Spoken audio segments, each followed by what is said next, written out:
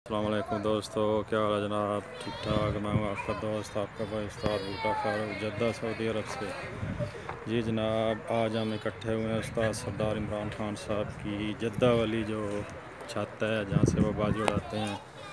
आज जनाब one day cup का जो टूर्नामेंट था उसके जो है इनामात दिए जाएंगे, तो उसकी जो है तफसीलात मैं आपको बाद में बताऊंगा कि फ़र्स्ट पोजीशन किसने ली और सेकंड, थर्ड और 72 बच्चा किसका हुआ। इंशाल्लाह थोड़ी देर में ये प्रोग्राम शुरू होने वाला है।